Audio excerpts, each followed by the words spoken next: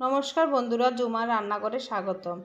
আজ আমি তোমাদের এর আগে বলেছিলাম যে আমি হোম ডেলিভারি করে আজ তার কিছুটা তোমাদের সাথে শেয়ার করছি। এখানে ডাল সেদ্ধ হয়ে গেছে, তারপরে গ্যাসের উপরে বসিয়ে দিয়েছে আলু সেদ্ধ, আলুর চোখা করব, আলু ভাজা করব।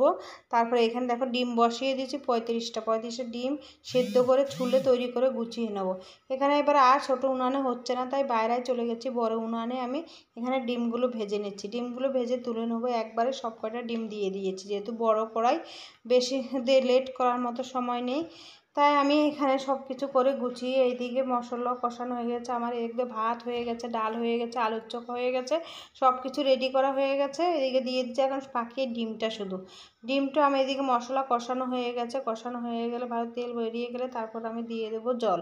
জল দিয়ে ফুটে আসলে তারপর দিয়ে দেবো ডিমগুলো দিয়ে তারপরে আমি গরম মশলা দিয়ে নামিয়ে নেব। এবার আমার সব গুছিয়ে নিতে হবে, কারণ খাবার ডেলিভারি দিতে হবে। তাহলে বন্ধুরা, তোমাদের সাথে বলেছিলাম আমি ডেলিভারি করি, হোম ডেলিভারি করি, কিন্তু দেখো আমি দেখিয়ে দিলাম যে তোমাদের সত্যিকার যে আমি হোম ডেলিভারিটা করি। তাহলে বন্ধুরা, তোমাদের কেমন লেগেছে আমার এই ভিডিওটা দেখে তাহলে কমেন্ট করে জানাবে। ফেসবুকে দেখলে ফলো করবে, ইউটিউবে দেখলে সাবস্ক্রাইব করে একটু লাইক কমেন্ট শেয়ার করো। তোমরা পাশে থেকো বন্ধুরা, তোমরা সাপোর্ট করো। তোমাদের সাপোর্টেই এগিয়ে যেতে পারবো, তোমার সাপোর্ট না করলে কিছুতেই এগাতে পারবো না।